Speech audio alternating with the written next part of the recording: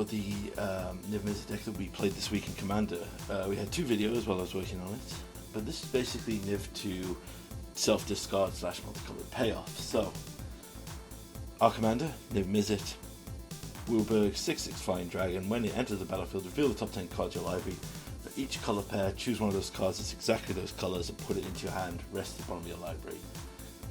If you know this channel, or you've seen it for good. So, the core of the deck is the same as we've had in every other Niv-Mizzet version. We have 40 lands here. Now, the exact lands don't matter as much to whatever you do. We have our 10 ramp package here. This is the standard ramp package. I'll go down it here. And yes, 50 cards of this deck are lands on ramp, and that's primarily just because Niv digs so deep and looks for other answers. So, the idea of this deck is we are going to abuse the 5 Eidolons. So, each one of these Eidolons is a 4-mana creature 2/2 that has an activated ability where you sacrifice it for its color, it triggers a certain event. So the red one makes it so a creature can't attack, black drains for a Blood Artist effect basically, blue mills the player free cards, white prevents free damage, and green adds free mana of any one color. Now, the main thing as well, all these creatures have the same ability of whenever you cast a multicolored spell, you may return them from the graveyard to your hand. How are we going to abuse that? We're going to run here 14 effects like Practical Research that essentially are card draw spells that also force us to discard. So the idea is they're in the graveyard, we cast Practical Research, we return a number of these creatures to our hand to draw cards, we can then discard those Eidolons again and keep going like that. So we run 14 cards to synergize with this effect. We have Practical Research, Vanish into Memory, Ancient Excavation, Channeled Force, Heartwarming Redemption, Prismari Command, Dahalia's Ploy, Faithful Mending, Tainted Indulgence, Izzet Charm, Sorcerer Class, Thrilling Discovery, Lolith Troll as a way to just get them into the graveyard / synergize with the ability of we discard them all, pump in 5 counters, cast a spell, get them all back, so on and so forth, and Plague the Dean of Chaos and August the Dean of Augur.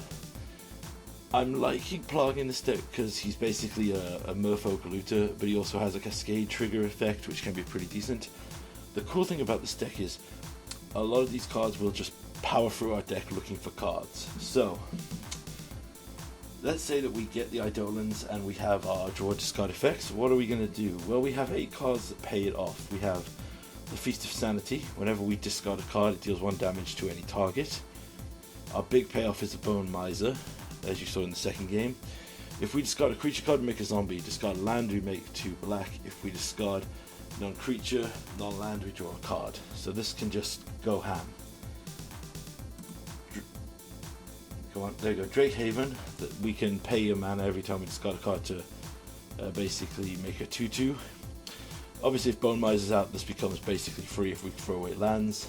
Mystic Redaction is whenever we discard a card, each opponent mills 2, so we can mill opponents out. Faith of the Devoted as well is a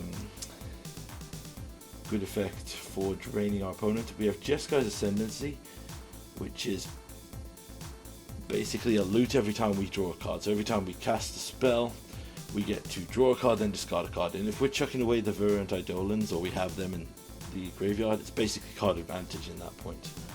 We also have Storm Shadow Overseer, which basically can pump itself. I mean, I love this card from Shadows over Innistrad, not Shadows over Innistrad, sorry, our Devastation Amon Kit Limited. It was really fun. We have this in the wrong thing. So the other engine we have is Shieldred. So Shieldred, you can cast on the graveyard, discard 2 cards. And she's also a way to win by draining. So she's kind of both. That's probably why I put it there. So yes, that's what we ultimately want to do. We want to have our Eidolons, keep cycling through our draw discard spells, get them back, discard them, and have one of our many payoffs here going off to win us the game.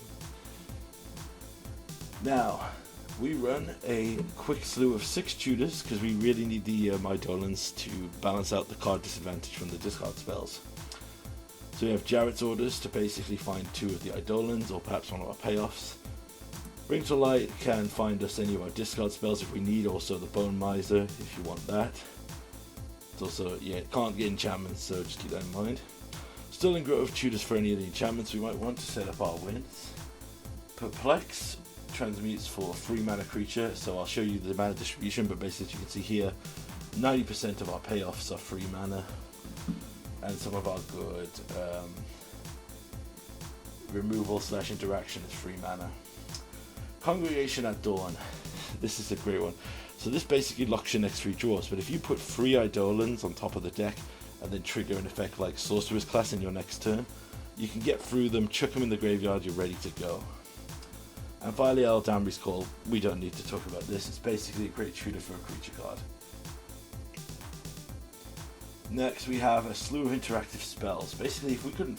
So this is just to help us stay alive, basically. Answer big threats. Kaya's Guile for creatures and graveyards. Mortify for enchantments. Vindicate for permanents. Unlicensed Disintegration. Culling Ritual because it's amazing. Decimate as an insane wipe through. Struggle to Survive is our removal / mill hate / we've cycled through half our deck, we better throw it back in to get another use out of it. And you might think that's counterintuitive with the Eidolons, but it's actually really easy because we just cast a multicolored spell, put them back in our hand, then you survive. Time Wipe board removal, Neoform. This is a hangover, but one thing you can do if you're struggling and you want to try and go off is you can Neoform an Eidolon into a Bone Miser. Or covertly, you can also Neoform the Sheldred, Rona, into the Bone Miser. Or you might do a, well, there's no 6-drop anymore, so it's basically just a hangover, but it still works. Growth Spiral, love the card. Reborn Hope, buy back our spells. Manamorpho is just a cycling card. Witherbloom Command, Self-Mill or whatever you need it to be. Treasure Find is just another buyback spell. Terminate, and finally Dreadbore as solid removal. So as you can see, this deck is built around what it wants to do, and it does it pretty well. I'll show you the full mana value curve here. It's very weighted into 2 mana, but as you can see, we top out at 5. So if you get 5 mana, you can pretty much cast whatever you want from here. Anyway, this is the deck, as I said, built around the Eidolons again. I'm going to put the deck list in the description below. Feel free to make any changes or suggestions. Hope you enjoyed this breakdown of the deck.